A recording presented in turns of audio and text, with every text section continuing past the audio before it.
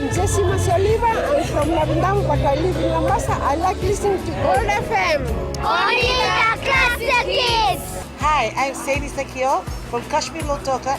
I like listening to Gold FM, only the classic hits. My name is Sakata Losana. I'm from Butua and I love listening to Gold FM.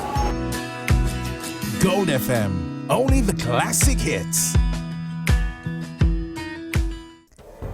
Yandavinaka, Fiji. In this bulletin, World Bank pumps in $16 million into Fiji. Fijian troops exposed to COVID-19. From the studios of FBC Suva, Jackie Spate. The World Bank has approved funding approximately $16 million to further support the Fijian government to strengthen its health system in the wake of the COVID-19 emergency. With Prime Minister Vurenge Bainimarama having declared Fiji COVID-19 free, the focus is now turning to efforts to provide longer-term health security for Fijians and to the economic recovery phase. This World Bank support will assist the government to strengthen its response to future infectious disease outbreaks like the current COVID-19 pandemic. The support includes improved connectivity for 35 health facilities throughout Fiji, as well as support for other health sector ICT innovations. 162 Fijian soldiers returning from peacekeeping duties from Sinai, Egypt, will be put through stringent quarantine after some local civilians in their camp tested positive for COVID-19. Military Commander Rear Admiral Viliame Naupoto says even though no Fijian soldiers tested positive for the virus, it's clear they could have been exposed to those infected, meaning they are at risk. Egypt has so far recorded over 59,000 cases of COVID-19 and 2,450 deaths. Kelly Vadala reports. Our soldiers will arrive on Saturday after serving in Sinai for over a year, but instead of meeting their loved ones, they will be sent to quarantine. We've alerted the Ministry of Health that our soldiers, even though none of them has tested positive, because there is no PCR test on the other side in Sinai. But we have alerted the Ministry of Health that they come back from that environment where the civilians who are working at the South Camp, where they are based, have tested positive for COVID-19. The commander says the civilians that tested positive for COVID-19 worked closely with the Fijian troops. And these are Egyptians, locals. So we're not surprised that they contracted disease because they go back home after work. And they work in areas like in the kitchen, those that clean up and etc. These are just providing support to the soldiers. Naupoto says there were several attempts to rotate the soldiers and get them home to their families. So they will come in, and we have already had discussions with the Ministry of Health. Ministry of Health have their own protocols that we will strictly follow to the quarantine and the testing that they're going to go through. We are providing all the necessary support that they require from us. The head of military says he's been in close consultations with Multinational Force and Observers Commander Major General Evan Williams of the New Zealand Defence Force on the status of the Fijian troops. The New Zealand Defence Force has assured Fiji that they're doing all they can to ensure the health and safety of our soldiers. Kelly Vavala, FBC News. Illegal extraction of gravel is once again rearing its ugly head. The Ministry of Lands and Mineral Resources has recently received over 10 reports of operators who are illegally extracting gravel from various rivers and streams across the country. Illegal extraction is becoming a major catastrophe for our environment and those who rely on these natural resources for their daily livelihood. Permanent Secretary Dr. Racheli Tanga says the magnitude of this issue has seen the ministry put together a rigorous master plan to curb this unscrupulous age-old act. The ministry at the moment is trying to review the River and Streams Act and also the State Lands Act in empowering the ministry or the Director of Lands to penalize such illegal activities.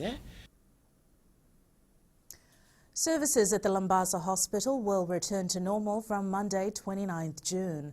Lambada Hospital Medical Superintendent Dr. Chaochi Vulimbedi says all medical, surgical and gynecology, orthopedic and pediatric services that were redirected elsewhere during the COVID-19 outbreak will now be seen at the hospital from next week. Only the outpatient clinic will remain at the Nasir Health Centre and children's outpatient services will be at the Rongomate Health Clinic. Dr. Chochi says they will continue to observe strict hygiene practices once the normal operation starts, including social distancing, the use of hand sanitizers and the restriction to only 100 patients at a time.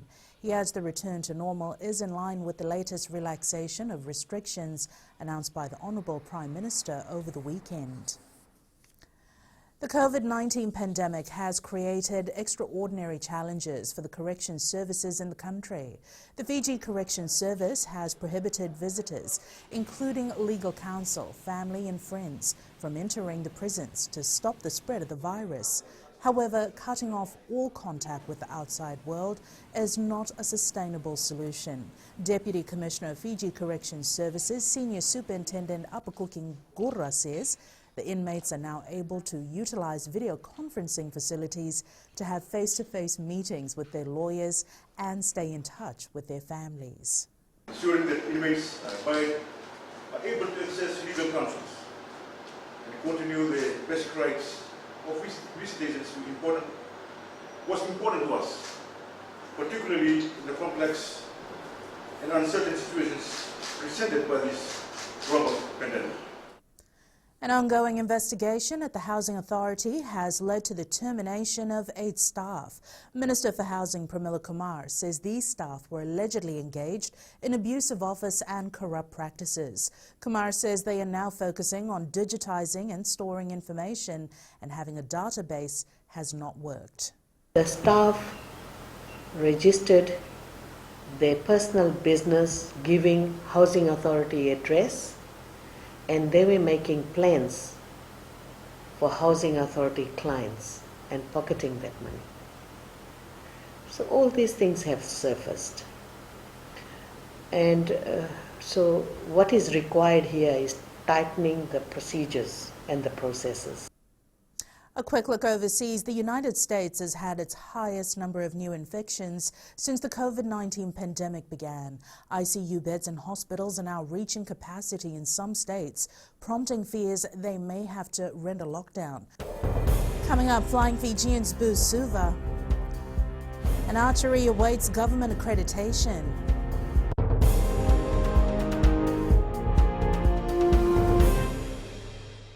मेरा नाम शिबू है मैं tower town में रहता हूँ and I love listening to Mirchi FM it's hot. My name is Karthik Abdestan और बा में Mirchi FM it's hot. नमस्कार मैं अलीम हूँ लंबासा से मैं हमेशा मिर्ची FM सुनता हूँ मिर्ची FM is hot in लंबासा. Mirchi FM it's hot.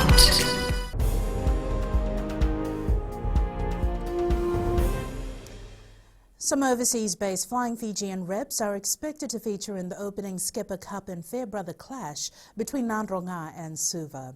These players are in the country due to the pandemic and are yearning for some much-needed game time. With the Skipper Cup competition set to kick off on the 25th of July, this will be an opportunity for some of these players to keep up with their match fitness. Flying Fijians like Misula Mendolokoto and Leone Nakarawa are highly likely to run out for Suva against Nandronga, but selection will be done on merit.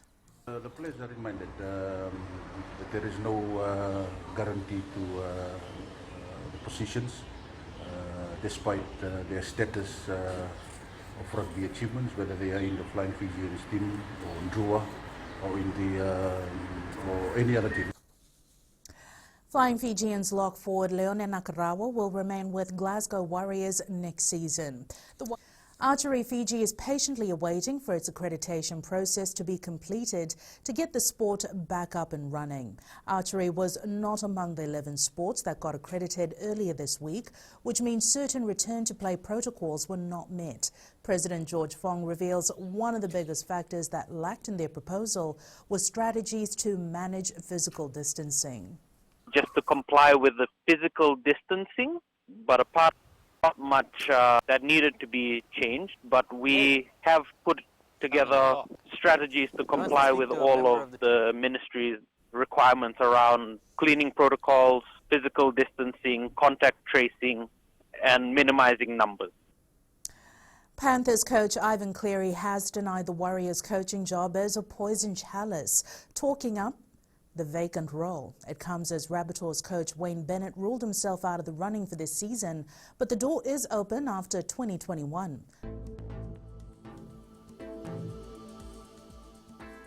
Taking a quick look at the weather map for today. Now, a trough of low pressure lies just to the northeast of Fiji. Cloudy periods with some showers and possible isolated thunderstorms over the eastern parts of Vanua Levu, Taveuni and nearby smaller islands, the eastern and interior Viti Levu and Lau and Loma Viti group. Elsewhere, it's fine apart from isolated afternoon and evening showers. It'll be cool at night, moderate east to southeast winds, fresh at times, moderate to rough seas.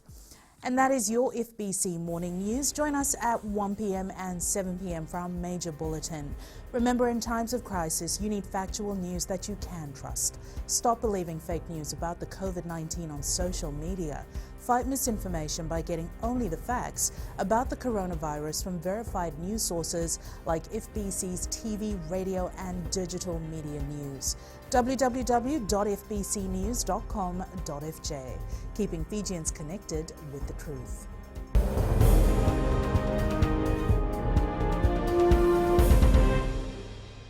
My name is Penloke.